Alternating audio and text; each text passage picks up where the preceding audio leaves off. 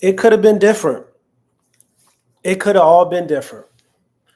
It should have been different. Most importantly, it should have been different. And it's just like I don't even feel bad because in my last stream I talked about the biggest thing that is comparable to LeBron James being the chosen one and entering the NBA, and also Caitlin Clark being the chosen one and entering the WNBA was the hate that both of these players have received when they first entered the league. And it could have been different. And it should have been different with Caitlin Clark and Team USA. But unfortunately, here we are. And I have no pride in saying this because at the end of the day, I want the best players always to play in the games that fans really want to see and really just kind of like brings the most joy to the game and to the venues when we talk about all-star games, when we talk about three-point or skills competitions, and when we talk about the Olympic Games. And as we're seeing right now, that the same people that were sitting up and fixating their mouths and saying that Caitlin Clark did not deserve to go to the Olympics and did not need to be on the team, and they stated people are going to watch anyway. That was the conversation when they were having with Caitlin Clark and her not being a part of the women's national team to go compete in Paris. And yes, once again, do they need Caitlin Clark? No, they do not. They just whoop Japan ass. And it's just kind of like they are levels, eons above any other team that they're going to face. But at the same time, when we talk about growing the game, when we talk about marketability, when we talk about the most popular player in your league, and probably not just in the WNBA, the most popular player in women's basketball is Caitlin Clark. So here we go. Let's talk about it. By omitting Caitlin Clark from the Olympics this past year, this year, I'm sorry, it's probably going to go down as one of the dumbest decisions ever. And it could have been different. Once again, I said that 3 times. It could have been different because this does not have to happen. But by the Team USA omitting Caitlin Clark to participate in Paris, it's going to go down as one of the dumbest decisions ever. And we're already seeing the aftermath of this result. And it all started due to people's ego, due to people's pride, due to people's pettiness when we talk about women's basketball in general for some of the reasons why she is not on this USA team. And once again, the Team USA women's basketball do not need her for her playing because they're good. They're locked. They're going to win regardless. But when we talk about marketability, merchandise sales, who's the number one player for his merchandise sales in women's basketball right now? That is Caitlin Clark. That means she's the most popular player in the sport of women's basketball in the WNBA, and she's the most popular player globally when we talk about women's basketball in general. So all these things about people are going to watch, and the USA team is the committee selected the players that went through the process, and here we are. And here are the numbers. According to multiple reputable sites, MSN, Yahoo Sports, here are the numbers that reveal the tale of attendance so far for the first game of all the teams in the women's tournament. Spain, their attendance was, Spain versus China was 27,021. Nigeria versus Australia was 24,023 people, fans in attendance. Germany versus Belgium, 20,211 people were in the stands. France versus Canada, 20,211 people were also in the stands. Serbia versus Puerto Rico, 15,324 people were in the stands, in attendance. And then there's USA. There's the women's team USA, attracted just less than half of over Spain and China's crowd with 13,040 spectators in the stands. The truth of the matter is, if Clark is playing, more people are going to go. If Clark is playing, more people are going to watch. It's that simple. Politics, ego, pettiness all stopped the USA's game for the women's side of the sport from growing and elevating. We are at the peak right now of the WNBA and popularity for women's basketball, something we haven't seen for us being a summer sport. We haven't seen this in a long time. When we talk about it being a dry summer for sports because basketball is over with and football, where everybody's waiting for football. And then it's just baseball going on and people watch baseball, but we know baseball doesn't get the same type of flair and excitement as basketball and baseball, and hockey's over with. Women's basketball has seen a surge due to the popularity of their league, due to the popularity of their most popular player entering the WNBA and dominating. That is Caitlin and also Angel Reese and also Cameron Brink. This draft class is going to go down as being one of the best draft classes ever. But for a popularity standpoint, the game has never been more popular. And we're seeing the growth of the game. We're seeing the merchandise of the game, everything increase. And then you have an opportunity to continue that level of fandom and continue that level of excitement by taking the women's game and going to the Olympics in Paris with having Caitlin Clark on your team. But unfortunately, due to a lot of reasons outside of basketball, Caitlin Clark is not on this USA women's basketball team, and it's affecting their attendance. Because instead of us talking about how dominant the USA team is and Aja Wilson dropping a double-double, we're talking about Caitlin Clark's impact, and we're talking about the Team USA women's basketball team lack of critical thinking skills when they really thought that not bringing their most popular player to Paris was going to work out in their favor. And it's already embarrassing to have a low attendance when we talk about, in general, when we have the best women basketball players in the world, the most talented. But it's even more embarrassing when you're not even top 2 or top 3. You're at the bottom. Once again, Spain versus China, 27,021 people was in the attendance. Nigeria versus Australia, 24,023. Germany versus Belgium, 20,211. France versus Canada, 20,211. Serbia versus Puerto Rico, 15,324. Spain and China's crowd with Team USA attracted just little over half of Spain and China's crowd with only 13,040 people and 40 spectators. So it's just kind of like, it makes no sense, and it's sad because when we talk about market building, we talk about growing the game, and people that watch the WNBA and women's basketball have been talking about the importance of growing the game, the importance of making sure that people are understanding how great these girls are, how talented they are, how skilled they are. But it seems like sometimes when it comes to the WNBA and it comes to that league in particular, it just seems like sometimes they're their own worst enemy.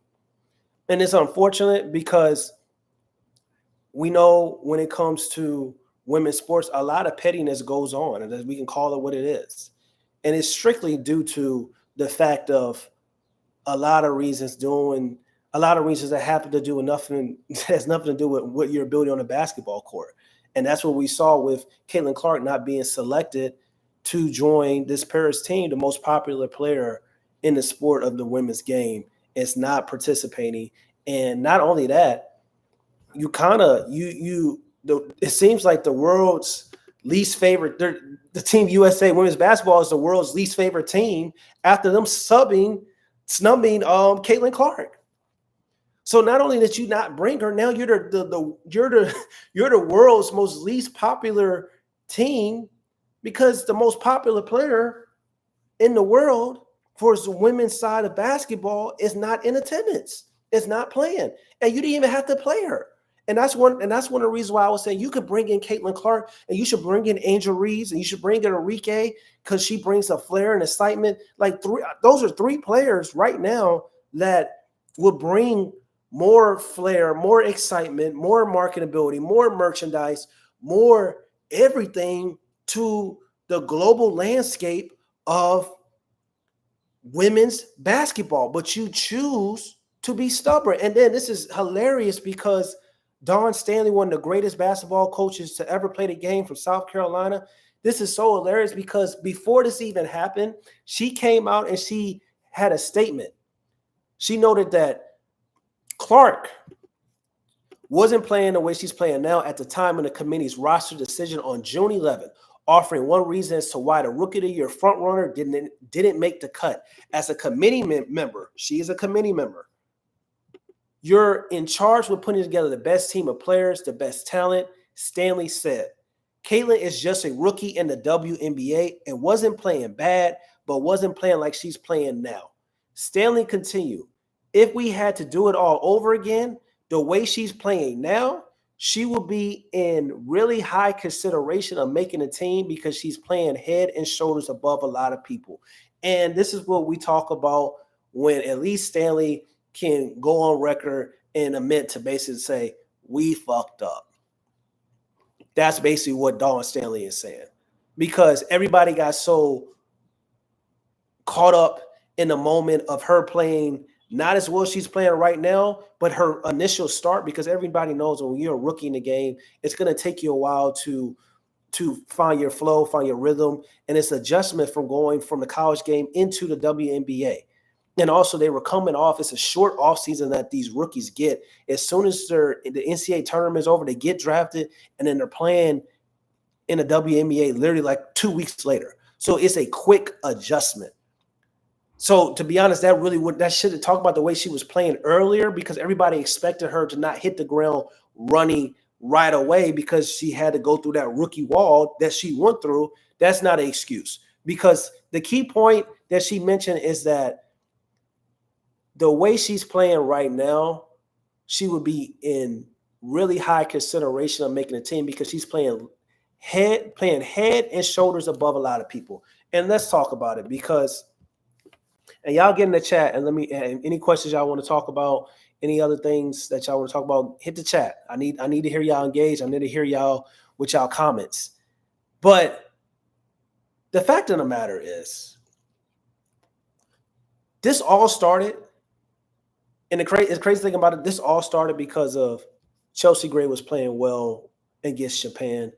And the comments on social media, the way Caitlin Clark started to trend yesterday on social media, and this information came out, it probably never would have came out if people weren't hating on Caitlin Clark.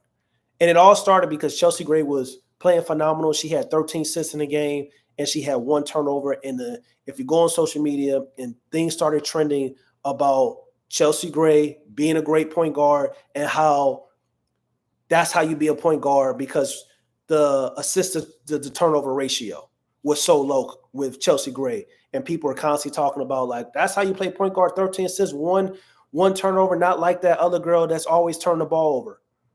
Not like Caitlin Clark, who has a bunch of turnovers. And it's so crazy. A lot of people have agendas to push instead of actually watching the game, because a lot of times people would look at the box score and they would say, well, Chelsea Gray had 13 assists, but they did not actually watch the game. Because if you watch the game, as great as Chelsea Gray is, first and foremost, and she's starting off a legacy. She's starting off of the fact she's on the USA roster because of legacy, on the USA roster because of the committee, and also because of kind of like she's always been a part of Team USA. So before a production standpoint, she's not a better basketball player than Caitlin Clark, and she's not a better playmaker than Caitlin Clark. And as great as Chelsea Gray is when we talk about passing ball, because she can pass the ball. But when you watch the game yesterday against Japan and you watch Chelsea Gray as well, a lot of times she's doing what she's doing right now with Team USA. She does it with the Las Vegas Aces because she has a supreme amount of talent. She's playing with the best group, a super team. It's going to make it easy for you to get assists, but also the assists that she a lot of times generates are the same type of assists that Tyrese Halliburton generates, John Stockton generates. When we're finding an open man, pass the ball, they're making a jump shot. Dumping the ball in the post, they're doing 1 or 2 moves, and then they're doing all the hard work and scoring the ball, and then you get an assist. So it's a different level of generating assists when we talk about playmaking and actually creating opportunities for other individuals on your team. So it's levels. So a lot of times when you're generating and playmaking like that, a lot of times that comes with more turnovers. So when people talk about the assist and turnover ratio, I forever want my point guard to really push the ball, play make, create. And if at the end of the night, I look at the box score and he has 10 and 12 assists and he has 4 turnovers, I'm not really mad, because at the end of the day, that means he's being aggressive. He's not just finding an open man or passing the ball and letting the offensive player do all the work. To me, those are assists, but those assists don't really move me, to be honest. And I advise everybody to go back and look at John Stockton, look at his highlights, look at his games, watch some film on John Stockton, and then you'll see and you kind of understand the different comparisons to John Stockton's assists and playmaking compared to a Steve Nash, or Tyrese Halliburton's assists and playmaking compared to a Trae Young. So, or a level of playmaking like LeBron James and Nikola Jokic is different than a Chelsea Gray and a John Stockton. It's just levels to this. So that's how all this started. And then people started to trend about and talk about, well, if you're watching the Japan game, damn, nobody's really in the audience. Nobody's really supporting the women's team. And that's how all this data came out about the lack of attendance for the game against Japan. So facts, the truth of the matter is, we got to keep it a bean. We got to keep it 100. We got to keep it stacked. We got to tell the truth. And then sometimes the truth is uncomfortable, but luckily that's what I'm here for. And the truth of the matter is, Caitlin Clark is a top 10 basketball player in the world. Caitlin Clark was shunned from participating for the women's national team due to the fact that a lot of people were jealous of her. A lot of people were hating on her because there's girls on this team right now that's not better than her. The starting point guard right now, Chelsea Gray, and as great as Chelsea Gray, I like Chelsea Gray a lot. She's cold. She's coming off an injury. But the fact that she's coming off a serious injury and playing limited minutes right now with the Las Vegas Aces, and she got a starting spot guaranteed locked in for Team USA, means it's a legacy starting spot. But she's not a better playmaker right now than Caitlin Clark. She's not a better player than Caitlin Clark right now. So all that kind of like Don Stanley, we hear you. We appreciate you coming out and saying like how you guys felt like you guys would have done things differently. We appreciate that. But a lot of times it's just kind of nobody want to hear that shit anymore because you had that opportunity to do the right thing, but you chose not to do the right thing. And the whole committee chose not to do the right thing simply because they didn't like the way the girl was coming into the WNBA and had all this attention on her. And once again, in my last stream, you guys should go back and watch that stream that I talked about Caitlin Clark being the new chosen one. We think of chosen one, we think of LeBron James. But for the WNBA game, Caitlin Clark is the new chosen one for the sport. And people just need to get on board at the end of the day because growing the game, the women's game, is more important than having all this pettiness, having all this hate geared towards one player who is really going to take the league to a level that we've never seen before. Once again, when we think of summer sports now and going forward, we're going to be thinking about the WNBA. The league is going to grow. The WNBA is going to take over summer sports, and the popularity of the WNBA is going to continue to increase. They're already talking about next year going to be increasing games. Like every team has charter planes now. And I'm not saying everything has to do with Caitlin Clark. I'm not saying that, but like her impact is undeniable. Merchandise sales. People globally had signs. Japan fans had signs saying, y'all not going to win because Caitlin Clark's not going to hear. The fact that the opposing team had a sign saying that, talking trash and talking shit, even though they got their ass clapped, it just shows you that like people know who Caitlin Clark is. So to not have Caitlin Clark participate in Paris in these games, it makes no sense because obviously if you got people in Japan Japan that know who Caitlin Clark is, it probably makes sense to have Caitlin Clark on the roster because obviously she's the most popular player in the women's game. It's not rocket science. And once again, instead of us talking about the team and the actual product, we're talking about things outside of the game of basketball when it comes to the women's team. We're not talking about how Aja Wilson just dropped a double-double, 24 and 13, and just is eons above any other women's basketball player in the world right now. And forget just gender. She's one of the best hoopers to a top 10 hooper in the world just based on your eyes. We're not even talking about that. Instead, we're talking about how people were on social media and started to trend talking about Chelsea Gray dropping 13 assists and how her turnovers, and that justified them not taking Caitlin Clark because Caitlin Clark's assist to turnover ratio is going to be high and she's going to turn the ball over. And let me tell you something. What makes you think that when you play with the best players in the world that you won't have more assists? Like Caitlin Clark breaking a rookie assist record in the All-Star game with 13 assists, that didn't really move me. It was cute. It was fun, but it's like, damn, you playing with the best players in the world, so of course you're going to have more assists. What moves me and what moves a lot of people is Caitlin Clark is almost averaging a triple-double as a rookie. And she's averaging 9 assists, 8 and 9 assists as a rookie on a team that's not a super team, on a team that doesn't have the best players. She's averaging 7, 5, and 8 right now as a rookie, trying to get her team into the playoffs, and her team is a very, very young team. That's what moves people, her impact. What moves people is her coming into the league and dominating with her playmaking ability first, and not even her scoring. And also what moves people is just kind of like she's averaging 17 points right now, and her offensive output for is scoring hasn't even got to where we know it can be. And we're seeing the last week, the last like 4 or 5 games, we're finally starting to see her scoring like, oh shit, 20, 21, 25, 19, 22, 20. We're starting to see like, okay, her scoring is starting to increase because she's not just her playmaking ability is her best attribute, but we know she got that sauce when we talk about putting the ball in the hoop in a variety of ways. Like her shooting and her overall scoring hasn't even caught up to her playmaking yet. And that's scary to even think about. So already right now, she's top 10 in total points for like just, scoring the basketball. I think she's top 10 for like points per game as well. I think Aja Wilson is number 1, of course. So, and Enrique's like number 2 or 3. So it's just crazy to think about. She came in as a top 10 player in the WNBA.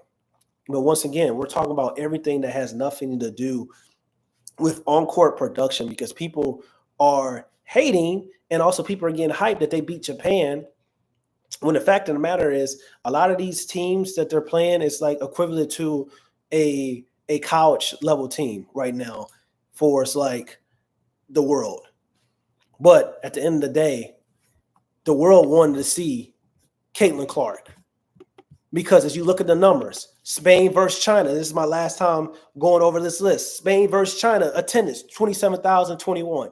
Nigeria versus Australia, 24,023. Germany versus Belgium, 20,211. France versus Canada, 20,211. Serbia versus Puerto Rico, 15,324. And then we got Team USA down at the bottom. 13,040 people were in attendance. I'm going to say this again, and I'm going to be done with it. If Clark is playing, more people go. If Clark is playing, more people watch. It's simple. The politics, the pettiness, the ego is what caused Caitlin Clark to miss out on participating in Paris.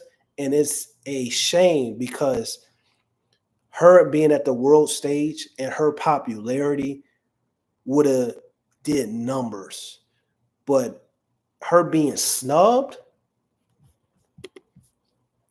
makes Team USA the least favorable team, the least favorite team in this Olympics right now because nobody wants to watch them. And then it's crazy. You look at these numbers, you would think like you would think, okay, France, you would kind of understand because Paris is the host nation. They're not even top. Well, they're tied for top 3, so they're not even number 1. So it's just like you can't even blame that. Then people are going to talk about, well, they played at 9 p.m. The marquee games for basketball in general are all at 9 p.m. this week. So don't blame that people not watching because they played at 9 p.m. The marquee games are at 9 p.m. Don't blame that people not coming in to watch, spectators not coming in to watch them play. It started at 9 p.m. Eastern time. That's Eastern time. That's over here. I mean, that's over. That's in Paris. Like it starts at 3 o'clock or something over here. But it's just like don't blame that because and I'm not going to talk about in the USA men's team. We know that it's more popular in the men's game, so of course people are going to show up. But I think other marquee games, all of the big time marquee games are at 9 p.m. for women's basketball and men's basketball. So those means marquee games. That means that's the prime time slot. So you can't blame them playing at 9 p.m. when that's the prime time spot that all of the big countries in the games for. It's like the big game of the week or the game of the day. That's the time spot that they are going to play. So that doesn't even make sense. So it's just sad, really, because once again, it's going to go down as one of the dumbest decisions that we have ever witnessed. This not having her participate in the Olympics, and because at the end of the day, nobody's even saying she has to play. She could have been she could have just sat on the bench, but they hated her so much. They hated her so much, and the petty was so much that they didn't even want Caitlin Clark to participate. They didn't even want Angel Reeves to come because the rookies didn't want Enrique. Enrique took her name out of consideration because she mentioned about the politics. And people's like, what does Enrique mean by that? They means the politics that do in the USA game when we talk about people being selected that don't deserve to be selected. And it's not about your ability on the basketball court or your production in the season that you're playing in. We're talking about those are politics. Like the same politics that got Joel Embiid starting right now for Team USA, and he's playing horrible. And he got a guaranteed starting spot. But Jason Tatum, who is been a first-team All-NBA member the past 3 years, just won a championship, couldn't even see the floor.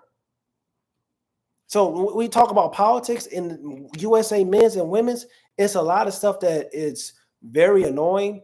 Because at the end of the day, as fans, as people that cover the game like myself, you just want to see the best players contribute. You just want to see the best players play. You don't really care about all the other stuff because at the end of the day, we just want to dominate.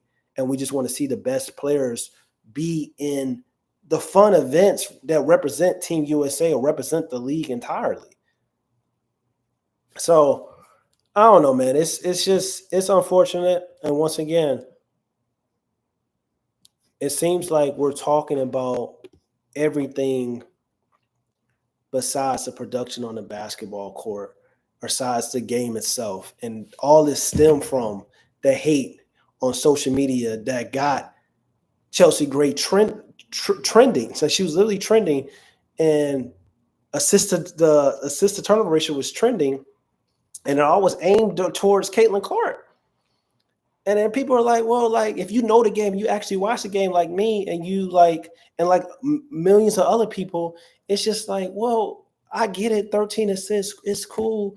But like, I was watching the game. Like I had my eyes on the game. I was watching. I was glued to the game. And I'm watching like, why are they making it seem like she was doing some phenomenal passes or she was really dropping down? It's like 2 or 3 out of those assists were cold ass passes. I'm not going to front. But it wasn't like it was like these are just, oh my God, so like so special. So it's just like talking about assist to turnover ratio. It's just kind of like, well, she's playing with the best player. She's just really making the right reads, dumping the ball. Asia Wilson's doing 1-2 moves, making a shot, assist. That's not really, to me, that's not the type of assist that I really care for. I'm also a former player, but I'm also a guy that loves skill set in general. And Chelsea Gray is cold. Her skill set is beautiful. But I'm a player that I'm a person that loves a former player. because my game was predicated on skill set and not athleticism. But I also am a fan of players whose game is more skill set, more so than athleticism. So I may like watching Trae Young or Luka Doncic more so than I like watching Giannis Antetokounmpo. And even when we talk about playmaking and we talk about assists, I like watching Caitlin Clark, Trae Young, Nikola Jokic, the way they pass the ball and play make for others, more so than I like watching a John Stockton and a Chelsea Gray at this point in her career, because back in the day she was really zipping that ball like really cold. But a John Stockton, Tyrese Halliburton, or Chelsea Gray. So I think it's different levels. But like a lot of times people don't watch the game, they box score watch. So when you box score watch, then you get so caught up in the numbers, and the numbers don't always tell the full story. And this is when we talk about real development. What is real development? A lot of times people think that real development is when they go to a team and you see that like, okay, well, Kyle Kuzma left the Los Angeles Lakers and he's gone to the Washington Wizards and his stats increase. But does the stats increase because of opportunity and you're on a team where you are the best player or one of the best players, but it's nobody's has any expectation for you to win or for you to really like do anything that matters? That's part. Or is your stats increasing and also is your overall game increasing? Can I look at film with you with the Washington Wizards, and is it different, the film that I'm watching, different than what I see with the Los Angeles Lakers, or is it really the same thing? So we talk about like, what is real development to you? Perfect example, Jeremy Grant of the Portland Trailblazers. Jeremy Grant from the Denver Nuggets, he was really raw. He was the fourth option. Jeremy Grant went to Detroit. His stats increased, but his overall game increased. He went from a kind of like a defender with the Denver Nuggets to Detroit Pistons, and he really worked on his creation ability at the wing level for his like crane off the dribble, making difficult shots, working on his footwork. He really improved his overall game, which also improved his stats. So when we see him in Portland right now, this final form that he's been, even though he's on a losing team, though, he looks different in Portland than he did in Detroit, and he looked different in Detroit than he looked in Denver, game-wise, not stat-wise.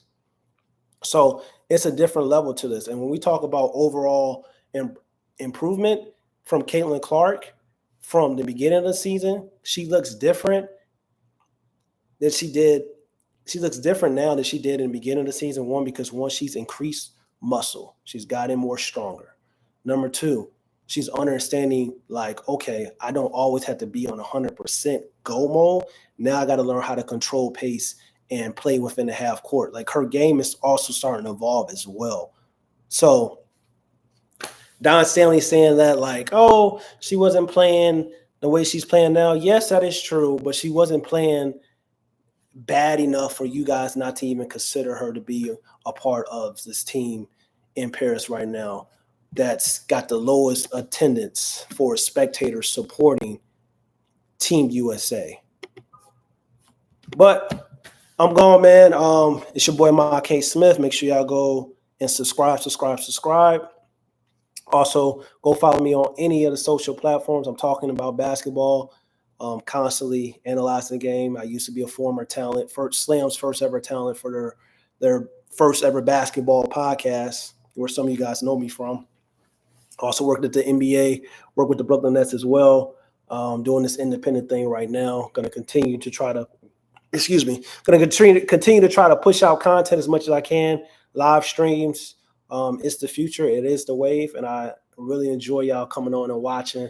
And we got to get y'all more engaged in the chat. I need y'all in the chats. Y'all watching and stuff like that. A few people commented, but I need y'all to lock in the chats and ask y'all questions as well. But once again, my K. Smith, I'm gone. I appreciate y'all. Peace.